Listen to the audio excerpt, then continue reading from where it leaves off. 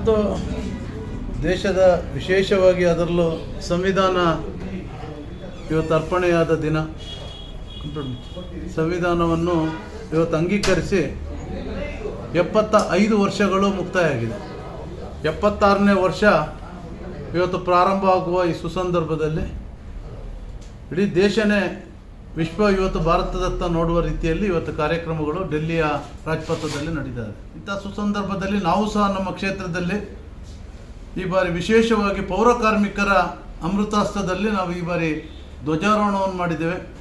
ಕಟ್ಟ ಕಡೆಯ ವ್ಯಕ್ತಿಗೂ ಸಹ ಸಮಾನತೆ ಸಹಬಾಳ್ವೆ ಸಿಗಬೇಕನ್ನುವ ನಿಟ್ಟಿನಲ್ಲಿ ಇವತ್ತು ಧ್ವಜಾರೋಹಣ ಮಾಡುವ ಜೊತೆಗೆ ಕ್ರಾಂತಿವೀರ ಸಂಗೊಳ್ಳಿ ರಾಯಣ್ಣ ಅವರ ಜನ್ಮದಿನೋತ್ಸವವನ್ನು ಸಹ ನಾವು ಇವತ್ತು ಕ್ರಾಂತಿವೀರ ಸಂಗೊಳ್ಳಿ ರಾಯಣ್ಣ ಅವರ ಹುತಾತ್ಮರಾದ ದಿನ, ಆ ದಿನವನ್ನು ಸಹ ಇವತ್ತು ನಾವು ಆಚರಣೆ ಮಾಡುವ ಮುಖಾಂತರ ಇವತ್ತು ರಾಯಣ್ಣನ ಸ್ಮರಣೆಯನ್ನು ಮಾಡಿದ್ದೇವೆ. ಪುಟಾಣಿ ಮಕ್ಕಳು ರಾಯಣ್ಣನ ವೇಷಧಾರಿಯಾಗಿ ಬಂದು ರಾಯಣ್ಣನ ಜೀವನ ಚರಿತ್ರೆ ಆಧರಿಸಿದ ಹಲವಾರು ಪುಸ್ತಕಗಳನ್ನು ಇವತ್ತು ನಾವು ಬಂದಂಥ ನಮ್ಮ ಕಾರ್ಯಕರ್ತರಿಗೆ ಮತ್ತು ಹಿರಿಯರಿಗೆ ನಾವು ಕೊಟ್ಟಿದ್ದೇವೆ. ಉದ್ದೇಶ ಇಷ್ಟೇ, ಸ್ವಾತಂತ್ರ್ಯ ಆಗಸ್ಟ್ 15 ಸ್ವಾತಂತ್ರ್ಯ ದಿನದಂದು ರಾಯಣ್ಣ ಹುಟ್ಟಿದರೆ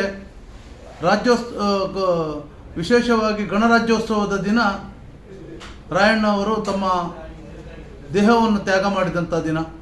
ಇಂಥ ಸುಸಂದರ್ಭ ಈ ವಿಶ್ವದಲ್ಲಿ ಯಾವ ಒಬ್ಬ ಮಹನೀಯನಿಗೂ ಸಿಕ್ಕಿಲ್ಲ ಅಂತ ನಾನು ಹೇಳ್ಬೋದು.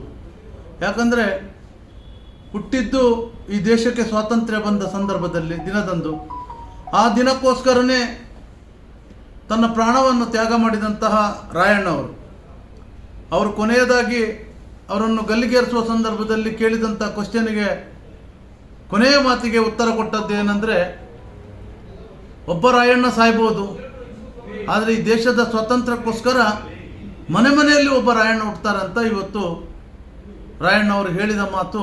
ಲಕ್ಷಾಂತರ ಜನ ಸ್ವಾತಂತ್ರ್ಯ ಹೋರಾಟಕ್ಕಾಗಿ ತಮ್ಮ ಪ್ರಾಣವನ್ನು ತ್ಯಾಗ ಮಾಡಿದ್ದಾರೆ. ಅಂಥ ನಿಟ್ಟಿನಲ್ಲಿ ಆ ಮಹಾನ್ ಒಬ್ಬ ಸೇನಾನಿಯನ್ನು ನಾವು ಇವತ್ತು ಗೌರವಿಸಿದ್ದೇವೆ. ಇವತ್ತು ಅವರು ಇಲ್ಲದೇ ಇರ್ಬೋದು, ಆದರೆ ಅವರ ನೆನಪು ಮಾತ್ರ ಸದಾ ನಮ್ಮ ಜೊತೆ ಇದೆ. ಯಾಕಂದರೆ ರಾಣಿ ಚೆನ್ನಮ್ಮ ಅವರ ಒಬ್ಬ ಬಲಗೈ ಬಂಟನಾಗಿ ಇಡೀ ಸೇನೆಯನ್ನು ಮುನ್ನಡೆಸ್ಕೊಂಡು ಹೋಗುವಂಥ ಒಬ್ಬ ಮಹಾನ್ ನಾಯಕನನ್ನು ಇವತ್ತು ನಾವು ಸ್ಮರಿಸಿದ್ದೇವೆ. ಹಾಗಾಗಿ ಎರಡು ವಿಷಯ, ಒಂದು ಸಂವಿಧಾನವನ್ನು ಸಮರ್ಪಣೆ ಮಾಡಿ ಡಾಕ್ಟರ್ ಬಾಬಾ ಸಾಹೇಬ್ ಅಂಬೇಡ್ಕರ್ ಅವರ ಒಂದು ಇಡೀ ದೇಶಕ್ಕೆ ಕೊಟ್ಟಂಥ ಒಂದು ಸಾಮಾಜಿಕ ನ್ಯಾಯವನ್ನು ಇವತ್ತು ನಾವು ಗೌರವಿಸುವ ಜೊತೆಗೆ ರಾಯಣ್ಣನನ್ನು ನಾವು ಗೌರವಿಸಿದ್ದು ಭಾಳ ಸಂತೋಷದಾಯಕವಾದ ವಿಷಯ.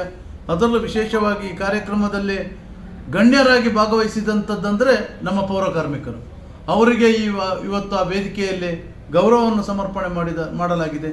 ಇದು ನಮ್ಮ ಕ್ಷೇತ್ರ ಗೋವಿಂದರಾಜ್ನಗರ ವಿಧಾನಸಭಾ ಕ್ಷೇತ್ರದ ಎಲ್ಲ ನನ್ನ ಗೌರವಾನ್ವಿತ ಮತದಾರರಿಗೆ, ನನ್ನ ಬಂಧುಗಳಿಗೆ ಸೇರಬೇಕಾದ ಒಂದು ಗೌರವ ಅಂತ ನಾನು ಹೇಳಕ್ಕೆ ಇಷ್ಟಪಡ್ತೇನೆ.